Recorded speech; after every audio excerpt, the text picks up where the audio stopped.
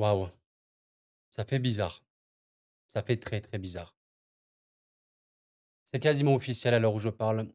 Mesdames, messieurs, Didier Deschamps ne sera plus entraîneur de l'équipe de France à partir de 2026. Selon l'équipe et RMC et tous les autres médias, le sélectionneur de l'équipe de France, Didier Deschamps, va annoncer ce mercredi qu'il ne poursuivra pas dans sa fonction de sélectionneur des Bleus à l'issue de la prochaine Coupe du Monde. Waouh, quelle aventure! Quelle aventure! Le temps est passé si vite. 14 ans pour Didier Deschamps à la tête des Bleus. L'histoire n'est pas totalement terminée, mais bien évidemment qu'on va lui rendre hommage dans cette vidéo et aussi se projeter. Vous le savez, je pense très, très bien. On évoque, pas mal un homme. J'ai vu ce tweet tout à l'heure de Scipion, quelqu'un d'assez connu, sur la plateforme. 2006-2026, 20 ans après, il y a une glorieuse histoire à reprendre avec l'équipe de France, Yazid, un des prénoms de Zinedine Zidane. Alors dites-moi à quel point, Zinedine Zidane, ça vous tenterait? Je pense que voilà, aujourd'hui, c'est pas tant le sujet, bien évidemment que c'est quand même un sujet. Je sais que certains ne seraient pas trop, trop pour, sa venue, mais je pense quand même que la fédération le voudrait vraiment. L'homme qu'il est, le sélectionneur, qu'il voudrait être, il attend l'équipe de France depuis beaucoup d'années. On a compris qu'il ne voulait pas prendre un autre club, à part le Real Madrid. Il reste qu'une sélection et apparemment c'est l'équipe de France, on va en parler, mais ouais, les idées des champs. Une histoire, vous savez, j'étais en train de revoir un petit peu. C'est quelqu'un qui aura tellement marqué en vérité les esprits. Si voilà, tout le récapitulatif de Didier Deschamps ne vous intéresse pas, vous pouvez aller vers la fin de la vidéo. Normalement, je mettrai un chapitrage pour parler un peu de la suite du prochain sélectionneur, mais je voulais quand même faire cette chronologie. Cet homme a tout gagné. Enfin, ça, c'est incroyable. Il a tout gagné en tant que joueur, il a tout gagné en tant qu'entraîneur. Ouais, Didier Deschamps, c'est un peu, vous savez, le cliché du gars qui va tout avoir. Alors, je dis pas qu'il a tout eu, très facilement ni rien, c'est pas le sujet, mais il a tout gagné factuellement. Alors peut-être que j'oublie un trophée ou quoi, mais il a tout eu en équipe de France, voilà, comme on l'a dit, 14 ans. Franchement, il me semble que c'est la plus grande longévité pour un sélectionneur des Bleus. Heu, Combien de matchs? Énormément de matchs. On verra bien, ce qui se passera. Ça sera assez dingue. Je pense que vous vous souvenez de cette chose, qui, personnellement, j'étais petit, mais je m'en souviens. Forcément, ce qui titre, Wikipédia ici, la grève des joueurs français lors de la coupe du monde de football 2010, aussi appelée, le fiasco de Knaïsna. Je suis désolé, je prononce tous mal un peu ce nom. Ouais, la France, l'équipe de France 2010. C'était un calvaire pas possible. C'était sûrement, bah oui, la pire période de l'équipe de France, de l'histoire peut-être, à minima du 21e siècle. C'était une catastrophe infinie, enfin, laissez tomber. Après ça, bon voilà, on se souvient de Raymond Domenech. Alors c'était, je sais qu'aujourd'hui Raymond Domenech, c'est quelqu'un qui est un peu un running gag dans la communauté. Certains ne le prennent plus au sérieux ou quoi, certains, voilà, reprochent un peu ses propos un peu polémistes ou quoi. Mais voilà, l'affaire Domenech, s'est arrêtée, enfin, équipe de France Domenech en 2010. D'ailleurs, il aura été, en Bretagne, apparemment, on voit ici, même s'il a pas coaché, l'équipe, enfin bref, il y a pas de match. On est en train de s'éloigner complètement du sujet. Mais voilà, après, 2010, on a 2012. Vous vous souvenez, je pense, de la déception, assez compliquée parce qu'en 2012, l'équipe de France a beaucoup, beaucoup de mal à exister. Bon, voilà, il me semble que l'Espagne notamment était vraiment très, très forte. Laurent Blanc, hein, voilà, succédé à Raymond Domenech. Bon, bah, écoutez, après ça, Laurent Blanc, il aura quand même eu, le PSG, où il aura eu, je pense, une très, très belle, période. Et c'est enfin, voilà, comme le titre Wikipédia, la nouvelle génération dorée. Ouais, vous savez, il y a toute une génération de supporters des Bleus qui n'auront pas connu 98 et 2000. Voilà, c'est une vérité. 98, bah, j'étais pas né personnellement et en 2000, lors de la victoire des Bleus en 2000, j'avais quoi? J'avais environ 9 mois. Donc, on va dire que je m'en souvenais pas trop. Mais voilà, oui, Didier Deschamps aura tout donné pour l'équipe de France. Il aime sincèrement cette sélection et dès le début, c'était tendu. Je vous laisse vous rappeler de quelque chose d'absolument dingue, d'absolument fou, qui aura vraiment été un déclencheur, un petit peu pour, Didier Deschamps. Le France-Ukraine, les barrages pour la coupe du monde 2014. Choc, stupeur, l'Ukraine bat 2-0 l'équipe de France lors du barrage aller et on est un petit peu en mode: «Ben, qu'est-ce qui va se passer?»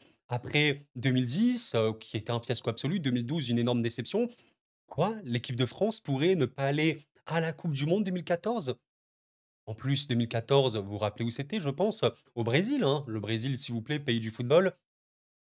Le match retour, à jamais dans l'histoire, encore, un des moments les plus forts, les plus forts, forts, forts. Rien que vous savez les amis, je vois cette image.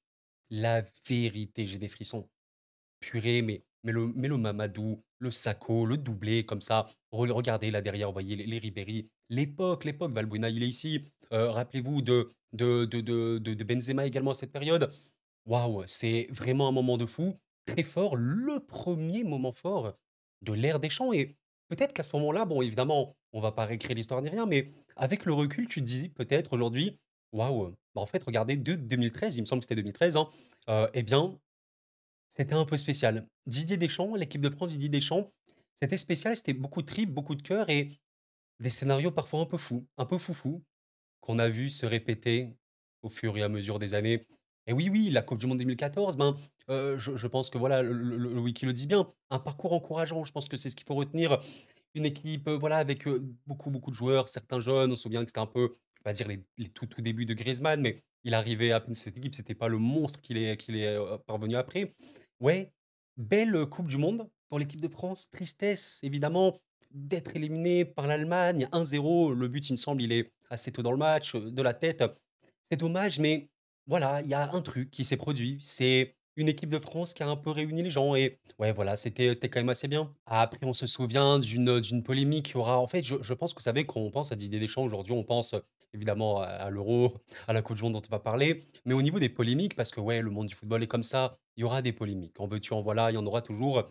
Ouais, cette période, Karim Benzema, Didier Deschamps, l'affaire avec, vous savez, Mathieu Balbuena aura complètement, déchiré les gens. Je sais pas à quel point, mais oui, oui, il y avait, une incompréhension de un, une colère aussi de d'autre part de dire: «Purée, mais Karim Benzema, joueur du Real Madrid, bah, non, il est plus appelé en équipe de France». Il y a limite un boycott joueur. Bon voilà, l'histoire elle est passée aujourd'hui. Il a été rappelé, entre-temps, on va en parler un petit peu après. Mais ouais, c'est vrai que déjà là, c'était assez spécial et bon, bah, écoutez, on rappelle quand même qu'après ça, je vais vous le montrer, hein. Et oui, il y a évidemment eu, je sais pas vous, mais là, je vous en parle, j'ai vraiment les frissons, je vous le jure. C'est vraiment une des plus belles périodes foot que j'ai vécues dans ma vie de d'amoureux de football. L'Euro 2016, alors oui, l'issue, elle fut ce qu'elle a fut avec la victoire finale du Portugal qui, bah, voilà, aura mérité à sa manière. Je vais pas du tout enlever la victoire aux Portugais, très belle équipe. Mais ouais, ouais, quel moment, quelle folie cet Euro 2016. Premier immense moment de l'ère des champs après une coupe du monde encourageante. Je je me souviens rien que de ce premier match contre la Roumanie, il me semble, avec le but de Payet. Je crois le seul but que j'ai célébré, de Payet, dans ma vie. Bah oui, il est marseillais, s'il vous plaît. Heu, Griezmann, assez lunaire sur cet Euro également, avec un doublé contre l'Allemagne, un peu la revanche, de 2014. Mais ouais, ouais, c'est un immense crève-cœur, un immense, immense crève-cœur que fut cette finale. Ces joueurs méritaient beaucoup. C'est comme ça, c'est ainsi. C'est le Portugal qui l'a gagné, mais vous savez, là, on a retrouvé un truc, voilà, l'équipe de France, a réussi quelque chose d'assez dingue depuis longtemps, ça s'était pas produit. L'Euro était à ça d'être remporté et ouais, on se disait, bah, déjà en 2016: «Et si la prochaine, c'est la bonne?» La prochaine, et bah, évidemment, vous savez ce que c'est. C'est forcément, des vraies émotions ça, hein. Ah là là là, encore aujourd'hui quand je repense à cet instant, je repense aux moments, vécus, je repense aussi à mes amis, qui sont descendus, sur Paris et cetera, sur les champs et cetera machin. Ouais, c'est, la coupe du monde 2010, 2018, pas 2010 quand même. 8 ans après le fiasco en Afrique du Sud, il y a eu ce moment-là. À jamais dans l'histoire, la coupe du monde a été remportée. L'émergence, l'éveil, l'éclosion aux yeux du monde de Kylian Mbappé, qui deviendra par la suite un des joueurs les plus, cotés, valorisés, appréciés, aimés du monde du football. Rien que de vous en parler, c'est quelque chose. C'est quelque chose vraiment, je me souviens de cette époque, qu'est-ce que c'était? On se souvient évidemment de France-Argentine, match absolument lunaire, historique, d'anthologie ce match-là. La France, a pu remporter cette coupe du monde contre la Croatie en finale. Magnifique, magnifique compétition et ouais, voilà, on se disait: «Bah, regardez Didier Deschamps, il a réussi à apporter beaucoup de stabilité à cette équipe, beaucoup de cœur et il y avait, une véritable cassure dans tous les sens du terme avec cette équipe de France. Ce qu'on ne pourra jamais enlever à Didier Deschamps, c'est que même si on n'est pas fan de sa manière de jouer, clairement, hein, voilà, il y a il y a il y a eu une énorme âme, une énorme, énorme âme à travers cette équipe. Beaucoup, beaucoup, beaucoup de plaisir de les voir ensemble, de s'amuser ensemble, de jouer ensemble au football et voilà, il y avait une génération évidemment formidable en 2018. Voilà, bon, le Paul Pogba, Griezmann, Kylian Mbappé, N'Golo, on s'en souvient de tout ça évidemment, Matuidi et cetera. Enfin, magnifique et la consécration, c'était vraiment quelque chose d'assez exceptionnel. Alors après ça, on retombe bien d'un coup. France-Suisse, Euro 2020-2021, une, une immense, immense, immense, immense déception. J'étais pas sur YouTube à cette époque, mais sachez que déjà à cette époque-là, je réfléchissais, pourquoi pas. Alors c'est une chaîne YouTube, bon, j'ai commencé au final, 2 ans plus tard environ. J'aurais commencé 2 ans plus tard, mais le niveau proposé par l'équipe de France sur cette compétition était plus ou moins compliqué. Il y avait des éclairs de génie, il y avait quand même un groupe très, très relevé avec le Portugal, l'Allemagne et la Hongrie. Mais il y avait un Paul Pogba à un niveau absolument hallucinant, hallucinant et ouais, l'élimination contre la Suisse est terrible et vous savez c'est quoi le pire? C'est que j'aimais beaucoup cette équipe suisse, très sincèrement.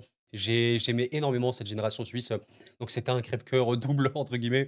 On se souvient aussi de l'image de ce supporter suisse, hors norme, le retour de Karim Benzema et ça, c'était la surprise du chef. On s'en souvient, Karim Benzema, après des années d'absence en équipe de France, il revient. Ouais, il leur a fait un Euro délirant, hein, honnêtement délirant. Il aura marqué contre la Suisse, mais il aura marqué en poule, contre le Portugal et cetera.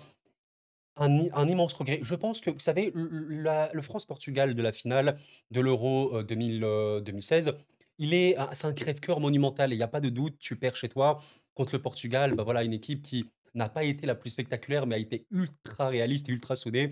Mais l'Euro 2020-2021, en fait, c'était un Euro où tu te disais, avec le retour de Benzema, avec, un état de forme absolument dantesque, notamment d'un Pogba ou quoi, tu allais au bout. Franchement, tu pouvais aller au bout. Il y avait de la concurrence, mais il y avait potentiel. Il y avait vraiment, vraiment moyen.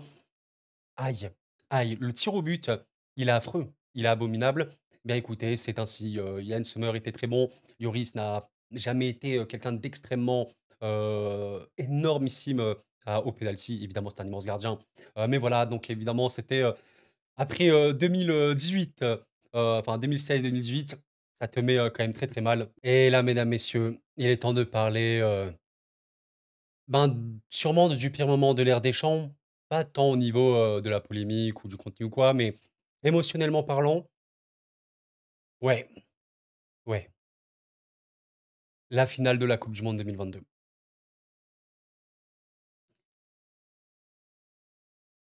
Je vous avoue que je suis en train de voir ces images et tout, je j'arrive toujours pas à réaliser, allez quoi, 2 ans plus tard environ?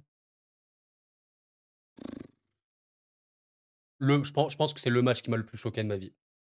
Des matchs de football, si vous m'écoutez, si vous regardez le foot depuis longtemps, on en a vu plein. Des centaines, même des milliers, je pense, pour certains. Peut-être que c'est ce match-là qui m'a le plus choqué dans ma vie. Il était tellement digne, d'une science-fiction ce match-là. Il était tellement, tellement, tellement irréel et le scénario, le dénouement final pour l'équipe de France fut tellement triste. Il est dans le panthéon ce match-là. Il est dans le panthéon.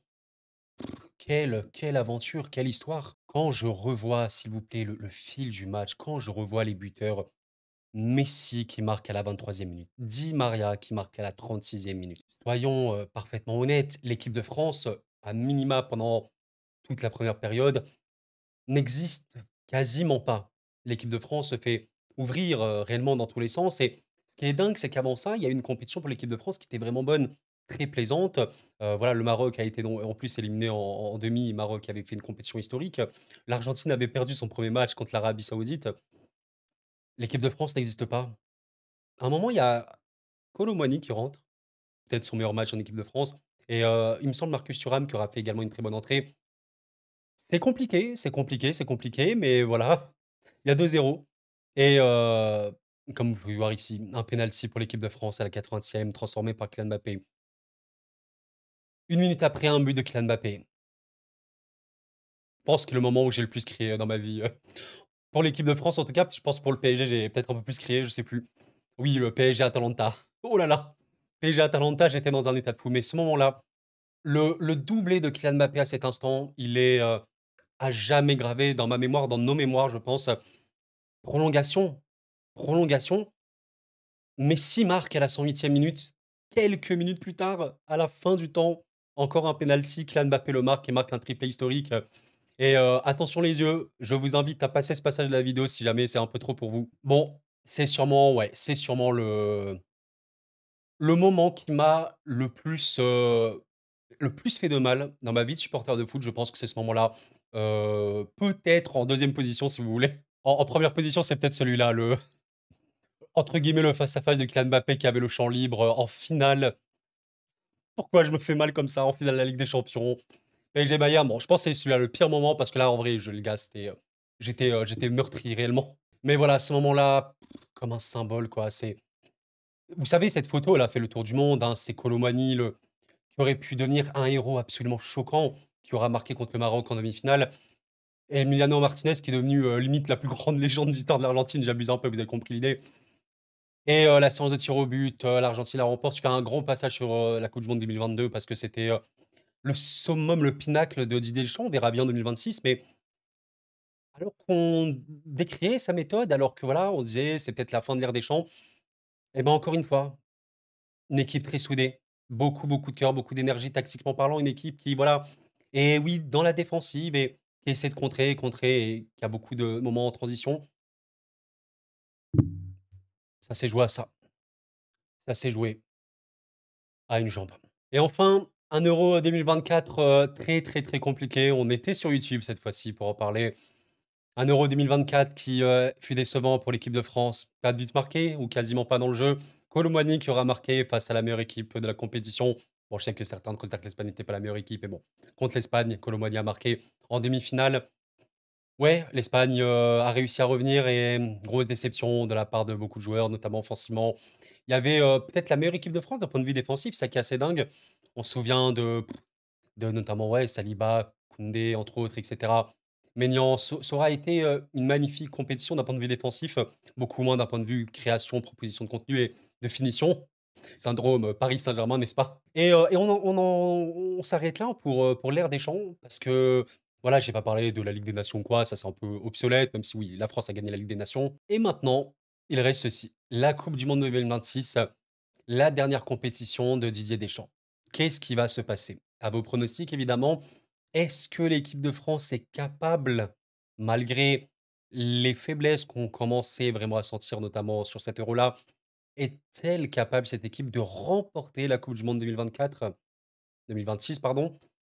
En tout cas, qu'on le veuille ou non, l'équipe de France en coupe du monde, 2018 vainqueur, 2022 finaliste, perdre au tir au but. Bon, peut-être que ça sera pas du tout le cas. Peut-être qu'ils vont réussir, on verra bien. Mais voilà, quelle histoire. Mais voilà, le bilan de Didier Deschamps en tant que sélectionneur, c'est un bilan qui est assez dingue quand même, il faut le dire. Arrivé du coup en 2012, il te fait directement un quart de finale à la coupe du monde 2014 avec voilà une défaite contre l'Allemagne 1-0. Bon, en 2016, finaliste de la coupe du monde, de l'Euro à rien de gagné. Gignac, on s'en souvient. Le Portugal emporte 2018 vainqueur de la coupe du monde, la seconde étoile, assez incroyable, assez légendaire. En 2020, un échec terrible contre la Suisse. Tu aurais pu peut-être faire une compète de fou. En 2022, tu réalises une campagne de coupe du monde très bonne, assez folle, pleine de rebondissements avec une finale d'anthologie. Et en 2024, malgré un contenu compliqué, tu fais une demi-finale. Ouais, Didier Deschamps, ben, peut-être que c'est qu'un trophée. Mais en sélection, on gagne pas tout le temps, même quand on a un vivier de fou, hein. Regardez, d'autres équipes, notamment l'Angleterre. Une coupe du monde, 2 finales, un Euro perdu, une autre coupe du monde perdue, une demi-finale d'Euro en 2024 et pour le coup, il y a un échec, important à l'Euro 2020 qui aurait pu se terminer autrement, voilà, si, on n'avait pas craqué contre la Suisse. Ouais, les résultats ont été là quand même pour l'ère Deschamps. Peut-être qu'on aurait, voulu un Euro en plus, une coupe du monde en plus, mais c'est un coach de compétition, c'est un sélectionneur de grande compétition. C'est un bâtisseur de groupe et merci d'aider pour ça. C'est assez incroyable. Franchement, on verra la suite, hein, et on va en parler maintenant. Waouh, respect. Il aura tout gagné en tant que joueur. Il aura pas tout gagné en tant qu'entraîneur parce qu'il manquait cet euro, mais arriver à avoir fait ce qu'il a fait, je sais pas si beaucoup auraient réussi. Merci monsieur Didier Deschamps. Bon et maintenant quelle suite? Qui sera le nouvel entraîneur, le nouveau sélectionneur de l'équipe de France? Cette question est évidemment, extrêmement compliquée aujourd'hui, même si bon, oui, oui, on en parle, on en parle, on en parle depuis longtemps. Mais Zinedine Zidane existe, quoi. Zinedine Zidane existe et si cette personne, cet homme, cette légende, hein, peut-être le joueur le plus apprécié de l'histoire de l'équipe de France, je sais pas à quel point, mais c'est rare de ne pas aimer Zizou, je pense. Ben, il est libre depuis des années, des années, des années, des années. Est-ce qu'il va venir? Qui, sont les autres noms, qu'on pourrait avoir en tête? Thierry Henry, une autre légende. Moi, j'aime beaucoup, le charisme et tout qu'il dégage. Après, voilà, ses compétences en tant qu'entraîneur ou quoi, on peut toujours en débattre. Pour moi, il aura pas assez entraîné pour avoir un jugement définitif ou quoi. Il aura été à Monaco, notamment en football, professionnel de très haut niveau. Il aura, mine de rien, fait une très, très belle, campagne avec, l'équipe de France, espoir, je crois, notamment à aux JO. Heu, Patrick Vieira, je rigole, mais, je pensais à Hervé Renard aussi. Vous voyez, il y a pas des 1000 choix. Après, attendez, vous voulez Patrick Vieira, il y a pas de problème, hein, les gars. Vous, militez, pour Vieira, n'hésitez pas à développer. Les gens aussi, mais voilà, ce n'est pas le débat. Hervé Renard, bon, il aura évidemment eu une beaucoup, beaucoup d'expérience en tant que sélectionneur. Je vous pose la question, évidemment, on va pas le débattre pendant des heures et des heures, qui sera sélectionneur, mais, heu moi, je pense qu'il faut trouver quelqu'un qui saura rassembler ce groupe-là. Un groupe jeune, un groupe qui a comme capitaine Kylian Mbappé notamment, mais qui aura beaucoup, beaucoup de jeunes à venir, voilà, notamment Warren Zaïre-Emery et tout le reste, hein.